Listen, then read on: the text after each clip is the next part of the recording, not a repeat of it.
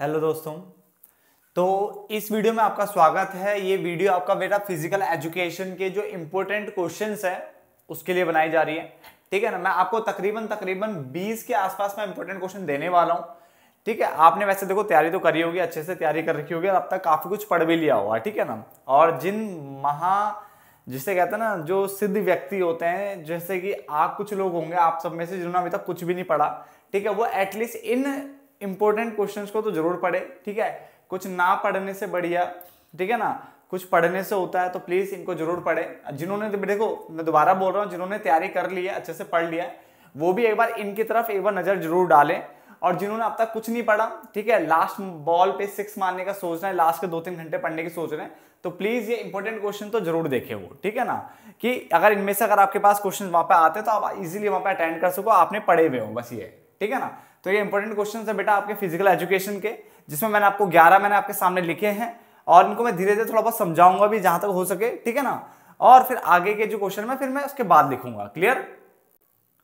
तो बेटा पहले क्वेश्चन को ध्यान से देखें। पहला है घर्षण क्या है और घर्षण के लाभ और हानि आपको बताने हैं। बेटा सिंपल सा क्वेश्चन है, घर्षण क्या होता है और इसके जो लाभ और हानि है वो लिखने हैं आपको। दूसरे में हमारे शरीर के लिए प्रोटीन कितना आवश्यक है वर्णन कीजिए। ठीक है, यानी प्रोटीन की जो लाभ है वो आपको बताने होंगे यहाँ पे।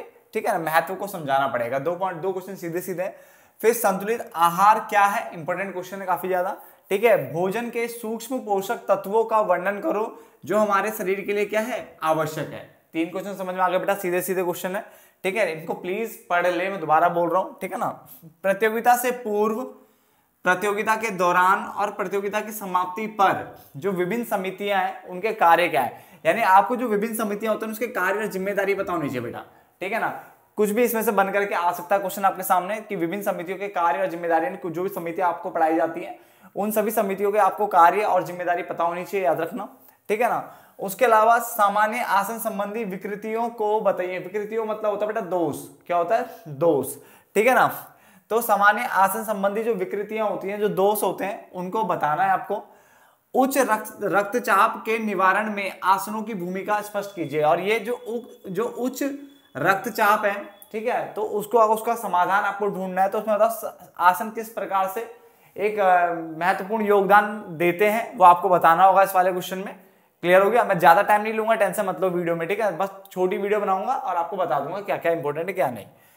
स्थूलता, बेटा कई बार बच्चों को स्थूलता वर्ड पता नहीं होता। बेटा मोटापे को ही बोलते हैं, क्या बोलते हैं, मोटापे को। तो मोटापे यानी स्थूलता को परिभाषित कीजिए। ठीक है ना। मोटापे को कम करने में मदद करने वाले किन्हीं 2 आसनों का वर्णन कीजिए। और आसन के द्वारा आप कैसे मोटापे को, स्थूलता को रोक सकते हो वो आपको यहाँ पे बताना पड़ेगा। उच्च रक्तचाप को परिभाषित कीजिए। ठीक है, ये बेटा इसी से जुड़ा हुआ है। उच्च रक्तचाप को परिभाषित कीजिए। साथ ही अस्थमा की रोकथाम के लिए किए जाने वाले किन्हीं 4 आसनों का वर्णन कीजिए। ठीक है, मैं दोबारा बोल रहा हूं, यहां से क्वेश्चन ध्यान से समझना। सामान्य आसन संबंधी विकृतियों यानी दोष को समझाना, एक तो ये था। फिर उच्च रक्तचाप को परिभाषित करना और उच्च रक्तचाप के निवारण में आसनों की भूमिका को स्पष्ट किया। ये दोनों क्वेश्चन जुड़े हुए हैं वैसे। ठीक है ना, कि उसकी परिभाषा लिखनी और फिर उसके निवारण की, जो उच्च रक्तचाप होता है उसको, उसके निवारण में आसनों की भूमिका क्या है, उसको सॉल्व करने में आसनों की भूमिका क्या है वो आपको बतानी है। तो ये क्वेश्चन आपस में जुड़े हुए हो गए बेटा। मैं दोबारा बोल रहा हूँ, ये वाला पॉइंट और ये वाला पॉइंट जुड़ा हुआ आपस में। ठीक है ना। फिर मोटापे वाला तो सीधा सीधा था कि मोटापे यानी स्थूलता क्या होती है और मोटापे को कम करने में मदद करने वाले किन्हीं 2 आसनों का वर्णन कीजिए। ठीक है, क्लियर। ये क्वेश्चन अलग बन जाता है। अस्थमा की रोकथाम के लिए भी आपको पता होना चाहिए कोई 4 आसन। ठीक है ना, ये आपको पता होना चाहिए। तो अस्थमा वाला पॉइंट अलग हो गया, ये पॉइंट इसके साथ ही जोड़ सकते हो आप चाहे तो। ठीक है ना। उसके अलावा सहन क्षमता के प्रकारों का उल्लेख कीजिए। सहन क्षमता के प्रकार आपको पता होने चाहिए। खेलों में उच्च प्रदर्शन करने के लिए सहन क्षमता एक आवश्यक घटक है, ये भी आपको बताओ कैसे। क्लियर। फिर आता है आपका स्कॉलियोसिस। कई बार आता है तो आपको पता नहीं होता क्या है। देखो रीढ़ का एक और टेढ़ापन, रीढ़ की हड्डी जो है ना, एक और मतलब टेढ़ापन अगर जा रहा है तो उसके लक्षण क्या है, क्यों ऐसा होता है और उसके सुधारात्मक उपायों को बताइए। ठीक है, तो ये क्वेश्चन आपको पता होना है। खेल चोटे क्या है, खेल में जो छोटे छोटे एंडोल लगते हैं वो आपको पता होना चाहिए। खेलों में खेल प्रतिभा की पहचान क्या है ये भी पता होना चाहिए। और खेल प्रतिभा विकास के मुख्य उद्देश्य क्या है ये भी पता होना चाहिए। तो 3 क्वेश्चन जुड़े हुए हैं इसमें। खेल चोटे क्या होती है, खेलों में जो खेल प्रतिभा की पहचान क्या है, खेल प्रतिभा विकास के मुख्य उद्देश्य क्या है। तो खेल से रिलेटेड क्वेश्चन है। आक्रामकता की परिभाषा एवं अवधारणा को स्पष्ट कीजिए। आक्रामकता की परिभाषा एवं अवधारणा को स्पष्ट कीजिए। और खेलों में जो आक्रामकता होती है उसके प्रकार कौन कौन से हैं बेटा, उसके प्रकार भी आपको पता होने चाहिए। क्लियर हो गया? तो ये 11 क्वेश्चन है जो कि आपको अच्छे से पढ़ने हैं बेटा। फिर मैं अभी आगे और क्वेश्चन आपको बता रहा हूं, 10 मिनट से पहले पहले हो सके वीडियो खत्म कर देंगे, ठीक है? क्लियर? अब आगे देखिए बेटा, 12वां क्वेश्चन आपके पास है, योजना से क्या अभिप्राय है? योजना के बारे में आपको पता होना चाहिए। खेलों में योजना का उद्देश्य बताइए, यानी योजना क्या होती है और खेलों में योजना के उद्देश्य आपको पता होने चाहिए। क्लियर हो गया? उसके अलावा अगला पॉइंट आपका, टूर्नामेंट प्रतियोगिता से क्या अभिप्राय है? टूर्नामेंट, नॉकआउट टूर्नामेंट या लीग टूर्नामेंट में अंतर स्पष्ट कीजिए। Clear? Tournament, knockout tournament, league tournament में अंतर स्पष्ट कीजिए। उसके अलावा जीवन शैली से संबंधित रोग कौन से होते हैं? जीवन में डाइटिंग के नुकसान, ठीक है, ये खासकर सुन लीजिए, डाइटिंग के नुकसान क्या क्या है। क्लियर? मैं देखो ज्यादा टाइम नहीं ले रहा हूं, सिर्फ आपको इंपॉर्टेंट क्वेश्चंस बता रहा हूं कि आपको ये चीज पढ़ लेनी चाहिए मेरे हिसाब से। क्लियर? चलो देन उसके बाद हम आगे बात करते हैं, न्यूटन के गति के नियम के बारे में आपको पता होना चाहिए। और खेलकूद में इसका प्रयोग समझाना पड़ेगा आपको, खेलकूद में इसका प्रयोग समझाना पड़ेगा। उसके अलावा महिला खिलाड़ी त्रय क्या है? विस्तार में समझिए। महिला खिलाड़ी त्रय क्या है? विस्तार में समझाइए। देन 17वां क्वेश्चन आपके पास है, व्यक्तित्व को परिभाषित कीजिए। व्यक्तित्व क्या होता है?